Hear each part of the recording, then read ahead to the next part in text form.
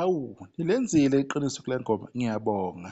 Iseduzane no-10 million ngenyanga eyodwa nje. Sithi 9.2 million namhlanje.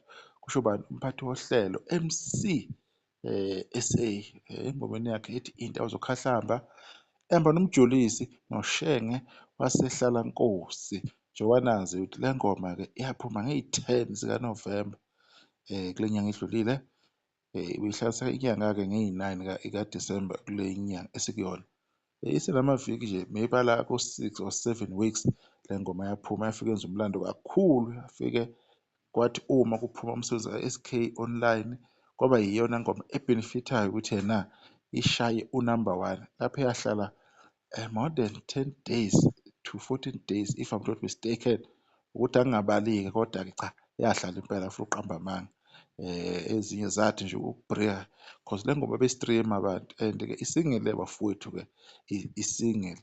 Nazi-ke into eyenzakalayo la uma sithi pheqepheqe sibona uKeshemba omunye wabantu abaphefumile kulo nyaka abavelele bright artist yalisiye abantu nje abambalwa okuthe uma bekhipha umsebenzi wabo abantu bawumukela ngendlela esimangaliso.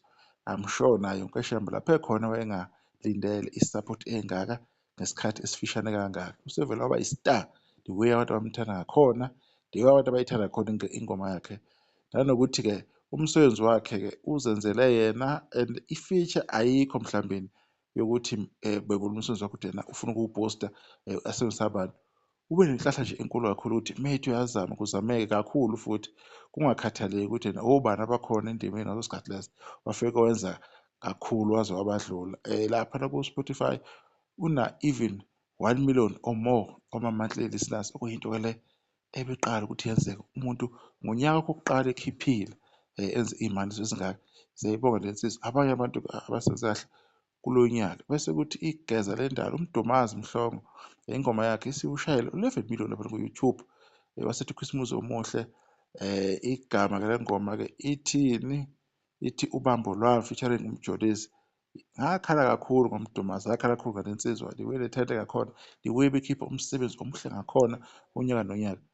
Ngingazi ukuthi yena zisha kuphi, inkinga ikuphi. Kodwa-ke sibonge ukuthi yena sekuze kwaqondana, sekuze kwalunga. Ngomunye nje wabantu abawusapotha kakhulu umsebenzi wakhe ngenxa yokuthi yena unethente lesimangaliso. Ngangibonga nje ukuthi le nsizwa ithente layo sinesikhathi eside endimeni, kuyoze kwenzakaleni kanti kodwa mase kuhamba nje ngiyabonga. Futhi ingoma uyilida kahle kakhulu. Ilokho nje abantu okumele bekwazi. Ingoma-ke ina more than 6 months iyaphuma-ke, iyakhuphuka-ke. Bese sivala nganayo insizwa-ke uShenge, nokuthi uShenge uHloso Khwele ehamba noShenge. Ingoma yakhona ethi uNicodemus eyaphuma ngeyi-3 kaMeyi kulo nyaka. Le ngoma yaphuma nje kunganakekile, kodwa kuyamangaza ukuthi le ngoma isiku-18.9 million wama-views lapha ku-YouTube, isiyoshaya u-19 million. Kuzoba umculo wesibili uma ngicabanga after uMthandeni SK ukuthi ahlanganise ingoma ena-20 million views. Angazi, uzoba wesithathu after kuMthandeni bese kuba uMafikizolo. Kumenzi angikho sure ukuthi khona ingoma kumenzi ena-20 million because zinama-million impela. If kuwumenzi-ke sebeyongixolela abantu nge-research yami ayiqondananga kahle, kodwa nje bengikhuluma ngento nje esekhanda engiyicabangayo. Uzoba umculo wesithathu or wesine ukuthi-ke ebe umculi kaMaskandi okuhlanganisa ingoma ena-20 million wama-views kungekudala, okuyinto le besingayiphuphi-ke nakudala-ke lapha emlandweni kaMaskandi. Futhi sibonga ukuthi yena balisebenzisa ithuba abafowethu abalitholayo. Bekuyilokho ngikaze ukuthi sifuna ukubheka nje ngalo mculo walezi insizwa, abantu ababhenefithe kakhulu-ke kulo nyaka, including yena-ke uMdumazi okade kwaba khona bengingashiyi kule list because insizwa sihlale isikhathi eside endimeni. 2015 yasivele ikhona kodwa i-growth ibihamba slowly but surely, but now u-improve kakhulu-ke nabantu-ke babemukele ngesasasa. Niqhubeke niyisapothe-ke lezi nsizwa-ke zisazoqhubeka sinilethela iy'ndaba khona la kwi-Window Fire Soweto TV. Ngiyabonga ingane zakwethu-ke, nisale kahle.